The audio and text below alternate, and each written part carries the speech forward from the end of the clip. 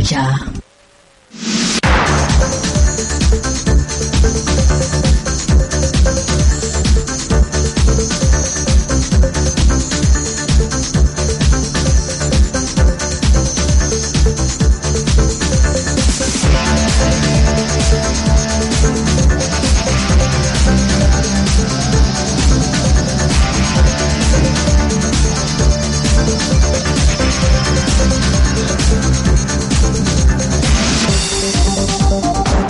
Mesdames et messieurs auditeurs de la radio communautaire Umoja, ravi de vous retrouver tous branchés sur la 96.0 FM. Le temps de vous présenter l'édition du journal en français. D'abord le titre. Les habitants de la ville de Baraka et ceux du territoire de Fizi déplorent la passivité de leurs élus dans la recherche d'une paix durable et la restauration de la sécurité face à cette crise sécuritaire qui prévaut dans l'est de la RDC. Aucun autre corps sans vie n'est encore pas retrouvé en dehors de ceux qui ont été trouvés la semaine passée après la tragédie de la nuit du jeudi au vendredi 9 mai 2025 au village Asaba se trouvant dans le groupement de Babongossi des secteurs de Ngandian, territoire de Fizi.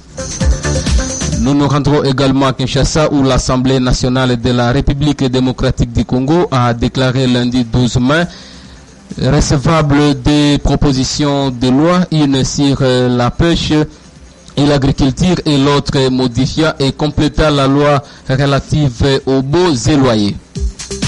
Je suis Taïs Wilonja Kakozi devant ce micro, les beaux Sawerman et le metteur en onde, les détails dans un instant.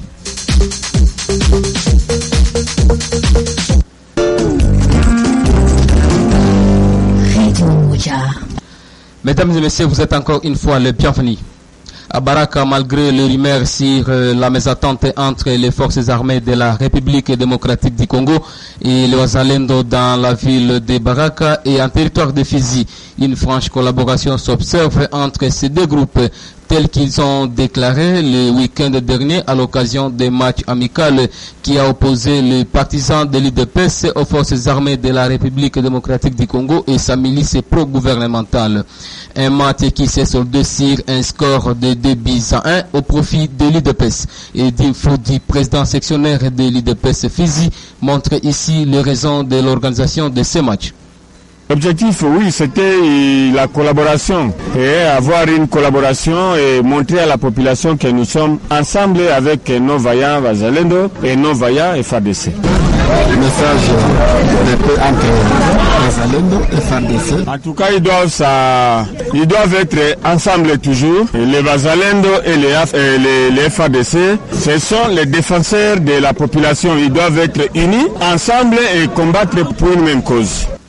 La question d'une franche collaboration entre les forces armées de la République démocratique du Congo et le Wazalendo dans l'espace Baraka Fizi a été confirmée par Ebou Elam Londani, le coach de Wazalendo. Pour la confirmation de la part des forces armées de la République démocratique du Congo, Gena Saïdo Gislain s'est entretenu avec Zola Mesotoni, un officier des forces armées de la RDC. Constat sur la relation entre Wazalendo et FARDC et l'UDPS. Les relations sont bonnes. L'UDPS c'est notre parti du pays. Nous, FARDC, nous sommes là. Nous sommes devant les Wazalendo. Tout ça marche bien. Même si le service sécurité, tout ça marche bien, même si le fond. Baraka toujours, les habitants de la ville de Baraka et ceux du territoire de Fizi déplorent la passivité de leurs élus dans la recherche d'une paix durable et la restauration de la sécurité face à cette crise sécuritaire qui prévaut dans l'est de la RDC. Ils ont exprimé leur déploration lors de l'émission Bunge la Fizi, une production de la radio communautaire Umoja de ce dimanche 11 mai. Ainsi, ils ont exhorté les députés provinciaux et nationaux élus du territoire de Fizi de s'activer dans cette situation afin de trouver la paix et la sécurité dans la zone.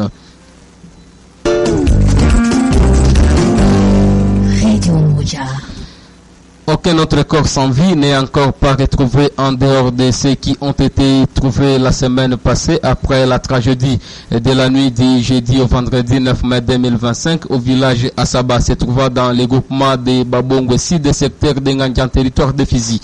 Le bilan de 10 décès, dont 3 enfants, reste sans bouger et plus de 100 disparus et 150 maisons détruites.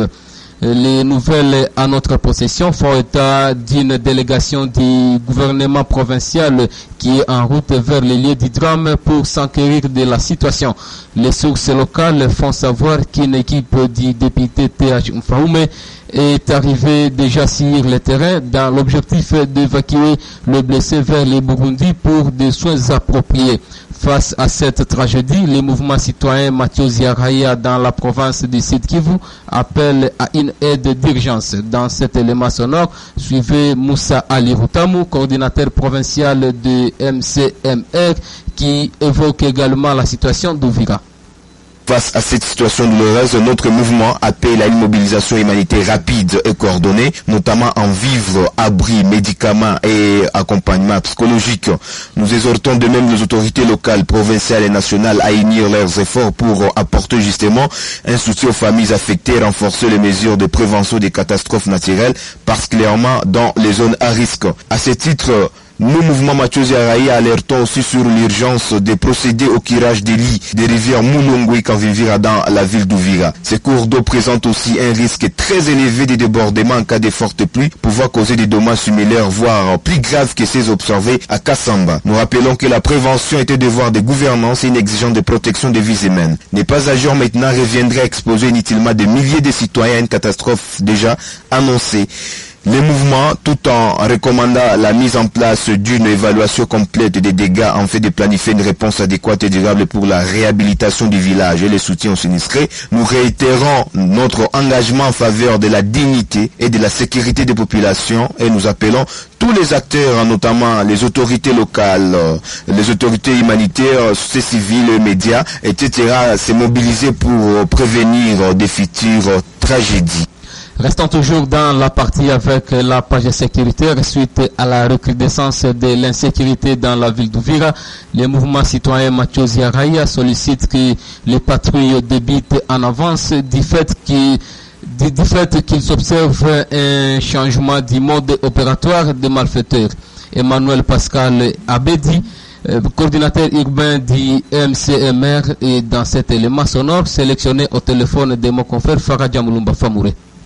Nous sommes en train d'enregistrer des gens qui sont toujours tués par balle jour au jour et ce qui met vraiment la population en détresse mentale par rapport avec ce drame. C'est pourquoi nous interpellons les autorités de pouvoir redynamiser encore le contrôle pour savoir qui contient ces armes. Parce qu'au moins avec la circulation jour au jour, jour comme la nuit avec des armes à feu à la main, vraiment pour la population virus, c'est déjà un danger.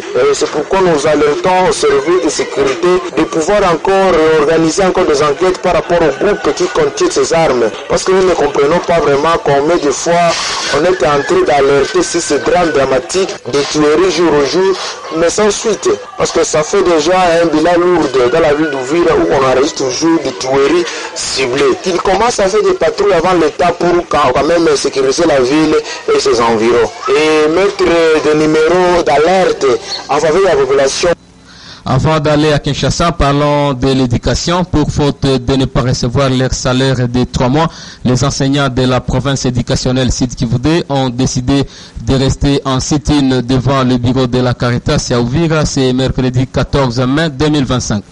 La décision du sit-in a été confirmée dans une déclaration syndicale le 19 mai 2025 après une assemblée qui s'est tenue à l'EP Action Koussaïdia. Ces enseignants réclament le salaire de février, mars et avril, les frais de fonctionnement des écoles et bureaux gestionnaires, les primes de gratuité. L'Assemblée nationale et à Kinshasa, l'Assemblée nationale de la République démocratique du Congo a déclaré ce lundi 12 mai recevable des propositions de loi, une sur la pêche et l'agriculture et l'autre modifiant et complétant la loi relative aux baux et loyers. Ces deux propositions ont été proposées par le député national Venance Eyanga et Sostone Mahombi, peut-on lire sur le compte X de l'Assemblée nationale. D'après eux, ce texte vise à améliorer les conditions sociales des Congolais en garantissant l'autosuffisance alimentaire et réguler le secteur de l'habitat. Après débat, ces propositions de loi ont été envoyées à la commission environnement, tourisme, ressources naturelles et développement durable ainsi qu'à la commission socio-culturelle qui dispose de 15 jours pour rendre les rapports à la plénière. Voilà, c'est par ici que nous mettons un point final à cette édition du journal en français qui vous a été présenté au micro par Taïs Oulondia Kakozi. Lebo et Sao Herman étaient à la manette. Bonne suite de nos émissions.